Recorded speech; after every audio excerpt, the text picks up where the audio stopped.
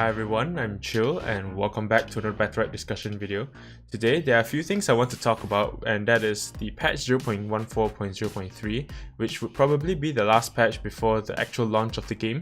We'll be talking about Thorn, the new champion that will be coming out with the launch of the game, and also I'll just give some updates on some of the videos that I'll be producing after the launch of the game. So with patch 0.14.0.3, the Battlerite pre-season will be coming, and they're also bringing in some changes to some of the champions to sort of balance out a little bit some of the stronger ones, and also to bring up a little bit some of those which are weaker. So we'll get through all of that right now. So the Battlerite pre-season is coming soon, and basically the goal for this pre-season is pretty much to just slowly ease the game from going from the early access seasons to like a proper season 1 when the game launches. And so they're trying to make the skill rating decay system a little bit better, improve on all the little kinks and stuff that people weren't too happy about in the seasons, and just overall fix everything and make it just feels a bit more smooth and streamlined. So this includes changing the season rewards into season quests and so on. And I think if you reach a certain rank in this season, you would get the rewards immediately instead of waiting till the end of the season. So I guess they're sort of changing up a little bit on the rewards, and mostly just the rewards and the rating decay system as far as I can tell. They are saying that they are going to gather data and analyze feedback and all that sort of stuff, so I guess all of these are still in a work in progress kind of thing. So we just gotta wait and see what other major changes that would be coming to this whole ranked season system that they're going for. So yeah, nothing much to talk about this Battlerite preseason except what I've covered so far. So yeah, moving on to some of the general updates. They compiled a list here where in the past 1 week or so that the patch has been out, they changed, or rather fixed, a little bit of the things that were giving people some issues, not being able to forfeit in battlegrounds, the forfeit window, blocking the minimap, those sort of stuff, just mostly quality of life things. And so I probably won't go through any of all these here.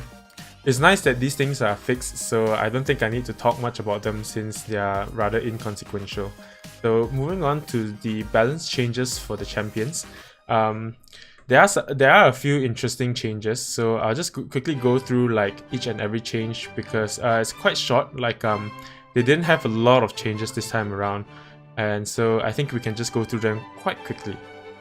So Ashka's ultimate in the last patch, or rather the patch 0.14, was nerfed a little bit because it was a bit too strong, I guess. It just comes out of nowhere, and so they're sort of buffing it up a little bit just to compensate, and his radius is a bit bigger now, and I think they actually reduced the radius at some point, either the last patch or a few patches ago. So they're sort of reverting that change, I suppose, which makes it a little bit easier for Ashka to land his ultimate basically. And then they also fixed the bug for his heat Battlerite so that it is still the intended 40%. Moving on to Blossom. Blossom's got quite a bit of buffs because people complained about her not having enough healing output, which is true. Blossom has a bit of issues with healing and keeping her teammates alive, and so it is quite welcome, I suppose, for Blossom to get some buffs to her healing. Her mouse 2 heals has been increased from 11 to 12, and then the butterflies, which is the heal over time that she gets after she heals an ally, has also been increased, so that's nice to see. Her Tree of Life, or her Q ability, also got the initial healing increased from 8 to 12, and this makes it almost as strong as Pestilus's Queen ability with I think an initial heal of 16 is what Pestilus has, and so this makes her Tree of Life just slightly better, and I think it would definitely help her with keeping her teammate alive, and also, well, I think get people to pick her more often, I guess. I haven't really seen a lot of Blossoms recently, so I think this should be quite good. Moving on to Croak. It seems like Croak has got a few new things as well. He's got this new Battlerite Precision Leap, which is a bit like the Acrobatics Battlerite for Raygon, where he can more accurately control where his jump is going to land, which I think is quite useful because Croak's damage relies quite a bit on his jump, and so his old jump being, or rather actually his base jump, without the Battlerite, is quite limited in the sense that it always jumps a certain distance and maybe just a bit little bit more or a little bit less each time, but this makes it so that it is way easier to control where he's going to land with this jump. And I think this would probably be a must pick most of the time, because the amount of damage that you can do with his jump is quite a lot, and so this might be very good in helping him land those jumps and being able to dish out the damage that he's supposed to dish out, I guess. I'm not sure if this might be a bit too strong. I mean, it's a bit different with Raygon. Like, Raygon doesn't need his jump to land all the time for him to do damage, like, because the rest of his kit just helps him stick to the enemy and all that, and just lifesteal, and you know, it's a completely different champion. But like, Raygon is not as reliant on his jump, but Croak is quite reliant on his jump, and so I think this Battlerite might be quite strong for Croak players to, you know, make full use of his jump, basically. And just some other Battlerites here that sort of gives him a bit more choices, I guess. Moving on to Ismo, it seems like he's got a little bit of a nerf, and I don't think it's really that significant. The reason why he's only changed a little bit is because I think in an earlier patch, a few days ago, he has been nerfed even more, in addition to the time where he was nerfed in the patch 0.14. So yeah, nothing much to say about Ismo. Moving on to Freya, her E damage has been reduced, and she's got a host of changes in her Battlerites. Rolling Thunder range reduced from 2.75 to 2.25, so I'm not really sure what Rolling Thunder is, because off the top of my head I can't remember all the names of the Battlerite, but I'm guessing that is probably a nerf, like, you know, reducing a range seems like a bit of a nerf. Tempest Haste duration reduced from 2.5 seconds to 2 seconds, so again, a nerf. The Thorn has been reworked, and Thorn is the Battlerite which I know that when she uses E, people will be pulled towards her, and she also get a shield. So now she no longer has that shield functionality, but it adds 5 bonus damage to Thunderclap and pulls, and still has that pull effect, basically. So they basically reduced her E damage and then gave some bonus damage to Thorn, and still gives that little pull, I guess. The shield functionality has been put to Lightning Rod, which is a new Battlerite, and makes it so that she gets a 15 health shield for each target hit by her Thunderclap or her E ability. So now, to get the full, like, you know, the old Thorn Battlerite, you need like 2 Battlerites just to get that effect, which is quite a large commitment. I'm not sure if people might still use both Battlerite, because it's like you need to use 2 out of 5 of your Battlerites just to get the effect of 1 Battlerite last time. So it's quite a big nerf, I would say. Probably have to wait and see like how Freya's, or like all the Freya mains build Freya, and see how strong she is after this. Moving on to Jade. Jade's gotten a few nice buffs, I would say, and her Mouse 1 range has been increased slightly, and I think this is also because of the fact that some of the other champions has got their range increased, so it's just standardizing basically like what is the normal Mouse 1 range for most of the ranged champions, basically. And they made it so that her movement slow duration when fired reduced from 0.4 seconds to 0.25 seconds, so basically she's slowed a little bit less when she's firing, so this makes her a bit more mobile, you know, she can fire and move at the same time, a little bit more easier than before, since this slow duration has been reduced. The reload time is also reduced by 0.15 seconds for each bullet you have left. So this makes it so that she can just fire 1 or 2 shots and reload a lot faster than if she had shot 4 shots, basically. So this makes it easier for you to just poke maybe like 1-2 shots to bait a counter or something, and then her reload will be super fast, and then she can like shoot again or her 4 bullets and so on. So I think that's a pretty nice buff. It's not a major huge buff, but it's just something nice to have, I would say. Moving on, her Blast Vault or Space ability had its cooldown reduced from 9 seconds to 8 seconds, so that makes her a little bit more survivable since she's having it up more often. And the minimum range has been reduced from 7 to 6, but the maximum range is still 7. So this gives her a little bit more control over where she's going to land. She's not always going to jump that same distance, and she has a bit of ability to control where she lands now. So I think that's quite nice.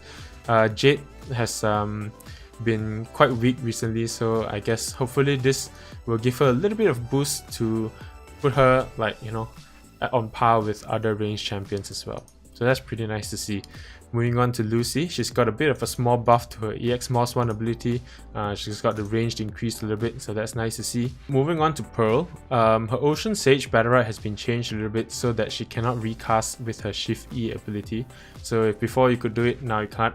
Her Tsunami Battlerite, which is a new Battlerite which she can pick so that when someone procs her counters, the counter actually fires off like these projectiles towards all nearby enemies. They change it so that now it fires a lesser volatile water projectile which deals a bit less damage, which is just about 8, and the projectiles no longer grant energy, you know. It also no longer sends projectiles towards orbs, queens or trees, so it's pretty much just like a small nerf to this Battlerite basically. Moving on to Pestilus. Pestilus got his kit nerfed quite a bit actually. The Moth, as in the Moss 1 ability, has its healing reduced a little bit, and his Mouse 2 cast time has been increased because I think it's quite hard to deal with, frankly, because it deals so much damage. Even though he does damage himself a little bit, which he can just heal up quite easily, it is also like just really good at contesting the orb and all the sort of stuff, and the burst damage is just crazy. So I guess it's fair that it got a bit of a nerf. The space cooldown has been reduced a bit, so that makes him a bit more survivable, I guess, to compensate for the fact that, you know, he has been nerfed a little bit. So just not to make him too weak basically. And yeah, it's just a bit of tooltip things for his Q, not a big deal. Poluma just got a bit of a bug fix. Moving on to Raygon. Raygon has got a bit of change, and I think a bit of how would I say, a bit of a nerf and a buff at the same time. So his EX Moss 1 now has his max charges increased from 2 to 3 again. So originally it was 3, they reduced it to 2, but then they thought like, okay, I think actually maybe it's not the charges that was the problem, it was the healing. So they reduced the healing and now they give him back his charges basically. They buffed his mouse 2 a little bit to increase the max range from 3 to 3.25, so just a very minor change. But later on they change his Headlong Rush Battlerite, which reduces the distance of his mouse 2, because I think a lot of people pick this Battlerite and it's almost in like every Raygon build.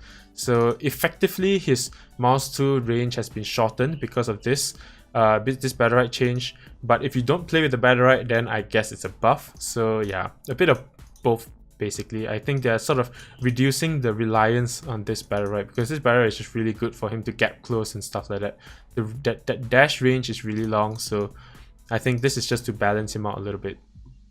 The biggest thing I feel would be this one on his Q ability.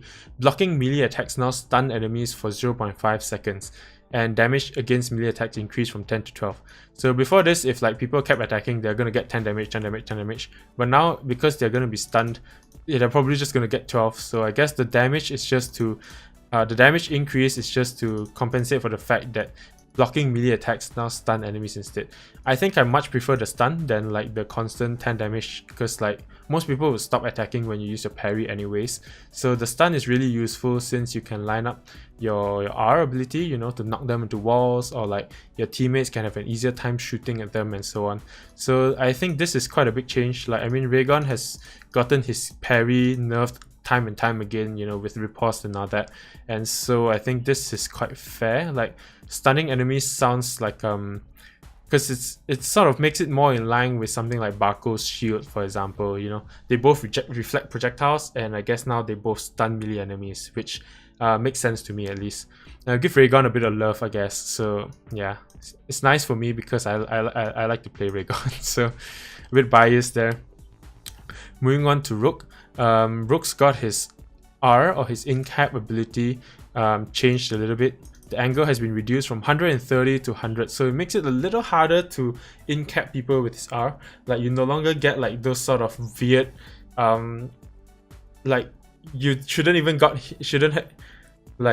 hitting someone just at the edge of the AoE basically. And so this would be I think it's quite fair. Like the AoE, the angle, the 130 degree angle is kind of big, and you pretty much hit everyone in front of you. So this 100 degree angle will make it just a bit fairer, I guess, and you need a bit of a better aim to in-cap your enemies, which I think is quite fair. So moving on, the Battlerites, Madness and Giant both got the same change, and basically like they reduce the bonus a little bit, the damage reduction, the movement speed bonus. And this bonus movement speed and damage reduction thing is only applied through the counter instead of when you actually charge and hit somebody.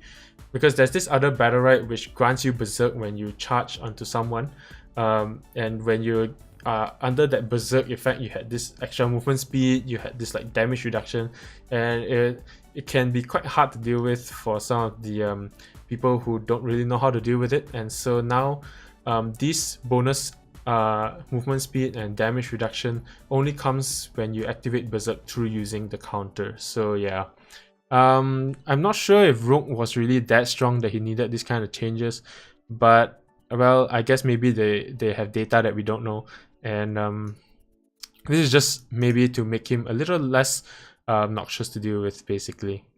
Moving on, and finally we have Shifu. Shifu's got a bit of change again, and his mouse tool now has his base damage reduced back to 9. I think it was 9 originally, and then it got bumped up to 10, and now they moved it back now to 9, but the damage per charge has been increased from 4 to 5. So I think this results in an overall increase in damage.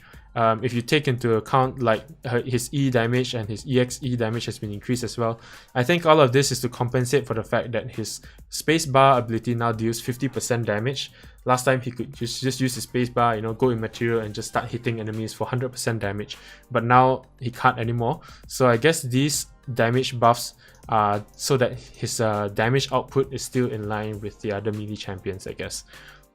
What I like the most actually is the cast time reduction for his E ability. So this makes it much faster to cast his E ability, and he can basically jump to walls to avoid abilities much easily. He can jump onto enemies a lot easier also, because like that 0.1 seconds is actually quite a long time if you for such a fast-paced game, and so having that faster cast time for his E makes it that much easier to latch onto enemies or latch onto walls and be more mobile, and that's what Shifu is all about anyways. So yeah, pretty cool. He got some Battlerite changes as well to his Spear Singer. This also reduces javelin cooldown from 10 seconds to 9 seconds, so again makes him that much more mobile. And also because his E now deals more damage, this is also kind of an indirect buff to his damage output. And his thrust now grants 2 additional damage to impale and 1 bonus damage per charge, basically making his impale or his mouse 2 ability deal that much more damage. Like if you add up all of it, before it was 10 plus 4 plus 4 plus 4, so that's like 22 total. Now it is 9 plus 5 plus 5 plus 5, which is 24 damage, so that's a total of 2 damage extra.